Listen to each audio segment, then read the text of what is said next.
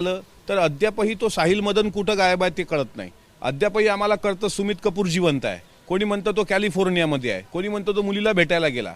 मग सुमित कपूर जिवंत आहे याचा अर्थ डीजीसीएने जी पहिली माहिती दिली होती की 6 लोक प्रवास करत होते आणि 5 सापडले, म्हणजे सुमित कपूर नव्हता. त्याच्या काही तास आधी बारामती धावपट्टीवर आणि हँगरच्या परिसरात काही अनोळखी व्यक्ती दिसल्याचे CCTVमध्ये कैद झालेले आहे. पुरावे तुमच्याकडे ते वाचूनच दाखवते. जे विमानतळाचे कर्मचारी नव्हते. महाराष्ट्राच्या राजकारणाला हादरून टाकणारी एक मोठी बातमी. एका दिग्गज नेत्याचा विमान अपघातात दुर्दैवी अंत होतो आणि संपूर्ण राज्यात एकच प्रश्न विचारला जातोय, हा निव्वळ एक अपघात होता की यामागे एखादा पूर्वनियोजित कट होता? चला या संपूर्ण प्रकरणाच्या खोलात जाऊया आणि सत्य शोधायचा प्रयत्न करूया. आता बघा, कुठलाही अपघात झाला की सगळ्यांच्या नजरा लागलेल्या असतात त्या सरकारी अहवालाकडे. उत्तरं मिळतील अशी आशा असते. पण इथे झालंय अगदी उलट. अहवाल आला आणि त्याने उत्तरं देण्याऐवजी संशयाचं धुकं आणखीच गडद करून टाकलं. हो, बरोबर ऐकताय.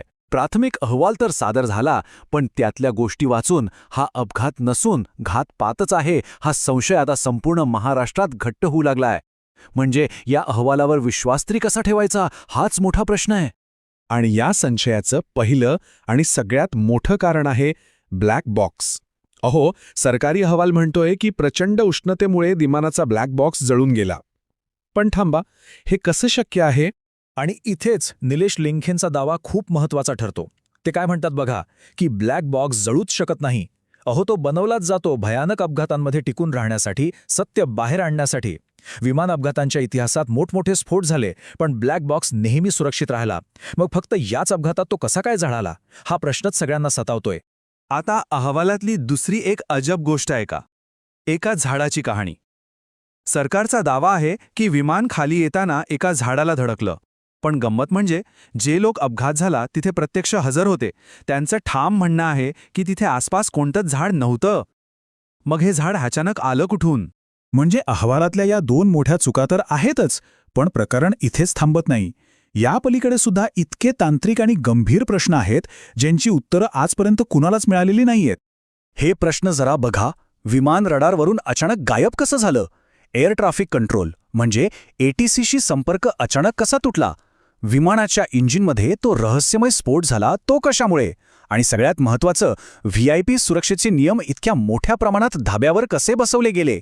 या प्रश्नांमुळे संशयाला आणखी बळ मिळतं. आता आपण अपघाताच्या प्रश्नांवरून एका अत्यंत गंभीर आरोपाकडे वळूया, आणि तो म्हणजे पुरावे नष्ट करण्याचा प्रयत्न. कारण अपघातानंतर फक्त उत्तरच नाही, तर काही महत्त्वाचे पुरावे आणि माणसंसुद्धा गायब झाली आहेत. सरळ आरोप होतोय की पुरावे नष्ट केले. म्हणजे बॅगेतले महत्त्वाचे कागदपत्र गायब आहेत. CCTV फुटेज किंवा इतर कोणतेही डिजिटल पुरावे उपलब्ध नाहीत. आता हे काय आहे? गुप्तचर यंत्रणेचं अपयश मानायचं की हा सगळा जाणीवपूर्वक केलेला प्रकार आहे? आणि या सगळ्या प्रकरणाला आणखी गूढ बनवणारी गोष्ट म्हणजे विमानातले वैमानिक आणि इतर कर्मचारी ते अचानक बेपत्ता झालेत. साहिल, मदन, यश हे लोक कुठे आहेत याचा कोणालाच थांगपत्ता नाहीये. आणि यातच आता एक नवीन माहिती समोर येतेय. सुमित कपूर नावाचा एक क्रू मेंबर अमेरिकेतल्या कॅलिफोर्नियामध्ये पळून गेल्याची जोरदार चर्चा आहे. आणि जर हे खरं असेल तर त्याला शोधून भारतात परत आणण्याची मागणी आता जोर धरू लागली आहे. या सगळ्या गोंधळात पोलिसांच्या भूमिकेवर पण मोठं प्रश्नचिन्ह आहे. अहो, मरीन ड्राईव्ह किंवा बारामती पोलीस स्टेशन कुठेच अजून एक साधी 0 FIR सुद्धा दाखल झालेली नाहीये. म्हणजे तपासाची जी पहिली पायरी असते तीच उचलली गेलेली नाही. पोलिसांच्या या भूमिकेमुळे कुणाला तरी वाचवण्याचा प्रयत्न होतोय का, असा संशय आणखी वाढला आहे. आता या संशयाच्या गढूळ वातावरणात राजकारण पूर्णपणे बाजूला सारून संपूर्ण महाराष्ट्रातून एकच मागणी केली जातेय, ती म्हणजे या प्रकरणाची उच्चस्तरीय आणि निष्पक्ष चौकशी झालीच पाहिजे. आणि ही मागणी आता फक्त काही लोकांपुरती राहिलेली नाहीये, तर ही एक सर्वपक्षीय मागणी बनतीये. सुनेत्रा पवारांनी तर थेट मुख्यमंत्र्यांकडे CBI चौकशीची मागणी केली आहे. संपूर्ण महाराष्ट्राचं लक्ष आता या प्रकरणाकडे लागलं आहे. एक गोष्ट इथे स्पष्ट करायला हवी, हा कुठलाही राजकीय स्टंट नाहीये. कुटुंबासाठी आणि समर्थकांसाठी हा न्यायासाठीचा एक भावनिक लढा आहे. SR व्हेंचर्स आणि DGCAवर ताबडतोब FIR दाखल करा, ही त्यांची स्पष्ट आणि थेट मागणी आहे. तर महाराष्ट्राच्या मागण्या अगदी सरळ आणि स्पष्ट आहेत. 1. या प्रकरणाची तात्काळ CBI चौकशी करा. 2. SR व्हेंचर्स आणि DGCA यांच्या विरोधात FIR नोंदवा. आणि 3. अमेरिकेत असल्याची चर्चा असलेल्या त्या सुमित कपूरचा शोध घ्या आणि त्याला परत आणा. एका मोठ्या नेत्याचा दुर्दैवी अंत आणि त्यामागे उभे राहिलेले हजारो अनुत्तरित प्रश्न. या प्रकरणातलं सत्य कधीतरी बाहेर येणार की हे कायमचं एक रहस्य बनून राहणार? महाराष्ट्र उत्तर मागतोय.